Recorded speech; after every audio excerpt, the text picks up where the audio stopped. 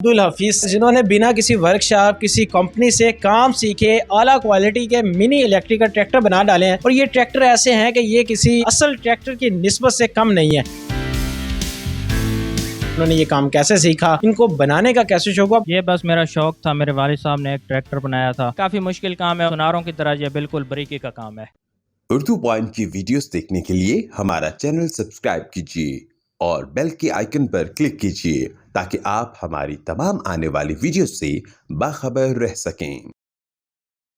अस्सलाम वालेकुम नाज़रीन, आप देख रहे हैं उर्दू पॉइंट। मैं हूं आपका मेज़बान रिजवान सीमा। आज आपकी मुलाकात अब्दुल हफीज सागर से करवाने जा रहे हैं जिन्होंने बिना किसी वर्कशॉप किसी कंपनी से काम सीखे आला क्वालिटी के मिनी इलेक्ट्रिकल ट्रैक्टर बना डाले हैं और ये ट्रैक्टर ऐसे हैं कि ये किसी असल ट्रैक्टर की निस्बत से कम नहीं है और उससे भी ज़्यादा अच्छे और खूबसूरत लग रहे हैं। अब्दुल हफीज सागर मेरे साथ मौजूद हैं, उनसे बात करेंगे उन्होंने ये काम कैसे सीखा, इनको बनाने का कैसे शौक हुआ। अब्दुल हफीज सागर, आपने बड़े कमाल के ये मॉडल बनाए हैं, बिल्कुल ओरिजिनल ट्रैक्टर की तरह के। कैसे ये काम सीखा, कहाँ से ये सीखा और कैसे? ये रिजवान भाई, मैंने ये काम कहीं से नहीं सीखा। ये बस मेरा शौक था। मेरे वालिद साहब ने एक ट्रैक्टर बनाया था, तो वो ओरिजिनल तो हम नहीं देख सके, उसकी तस्वीरें ही हमें नसीब हुई।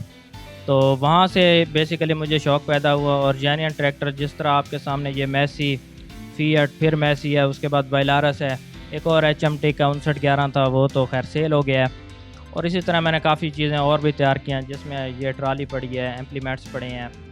तो बस मेरा शौक़ है और मैं ये काम करता हूँ। साहब ने भी किसी वर्कशॉप से काम सीख के वो मॉडल तैयार किया था या आपकी तरह अपने टैलेंट के तौर पे ही तैयार कर लिया? नहीं, वालिद साहब ने कहीं से काम नहीं सीखा, तो उन्होंने भी जिस तरह मैंने अपने जहन से बनाया है इसी तरह था बिल्कुल। अब तक कितने मॉडल बना चुके हैं और किस किस कंपनी का मॉडल बनाया? अब तक ये 4 मॉडल तो आपके सामने हैं। एक था HMT 5911, वो इंडिया का मॉडल है, और बाकी ये अपने पाकिस्तान के जिसमें मैसी, फिएट और सबसे बड़ा वो बाइलार्स ट्रैक्टर खड़ा है। इसी तरह ये फोर्ड ट्रैक्टर आपके सामने खड़ा है, इस पर अभी काम जारी है, इंशाल्लाह जल्दी ये भी मुकम्मल कर दूँगा।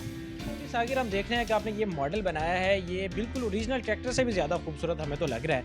कितना टाइम लगा है इसे बनाने पे, कौन सी कंपनी का है और इसका पार्ट्स आपने कहाँ से परचेज? ये रिजवान भाई, इसके पार्ट्स जो हैं बेसिकली नहीं मिलते। ये कुछ इस तरह की चीज़ें लेके, मसलन जिस तरह इलेक्ट्रिकल बच्चों के टॉयज़ होते हैं या फिर प्लास्टिक की शीटें जिसमें PVC पाइप का ज़्यादा इस्तेमाल करते हैं, इसी तरह सन बोर्ड है और बाकी जो DC मोटर होती हैं वो तो खैर मिल जाती हैं। इनके बेसिकली जो है ना, बने बनाई चीज़ कहीं से भी नहीं मिलती, सारा कुछ खुद बनाना पड़ता है। इन तमाम पार्ट्स को शेप देने में एक टाइम लगता होगा और इनको शेप देना भी बड़ा मुश्किल होगा क्योंकि इनको आपने बिल्कुल ओरिजिनल ट्रैक्टर की पार्ट्स की तरह बनाया है। वो कैसे आप कर लेते हैं? बड़ा मुश्किल काम होगा। ये बिल्कुल मुश्किल काम है। मैं इस तरह करता हूँ, जो मॉडल मैंने बनाना होता है पहले उसकी मैं जाके जेन्युइन की तस्वीरें बनाता हूँ।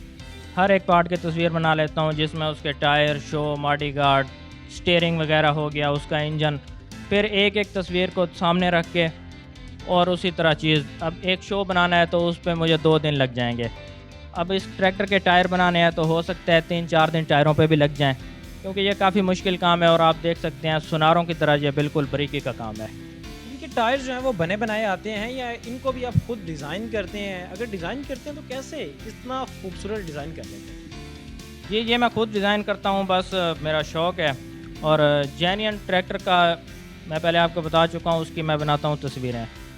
अब ये जो मेरे पास है फिएट का मॉडल 640, इसके टायर की अगर तस्वीर हो तो मैं दावे के साथ कहता हूँ जेन्युइन ट्रैक्टर के बैक टायर की या फ्रंट टायर की तस्वीर हो तो कोई भी बंदा इस तरह नहीं बता सकता कि ये हाथ का बना हुआ मॉडल है या ये जेन्युइन मॉडल है। कितना टाइम लगता है एक ट्रैक्टर को बनाने में?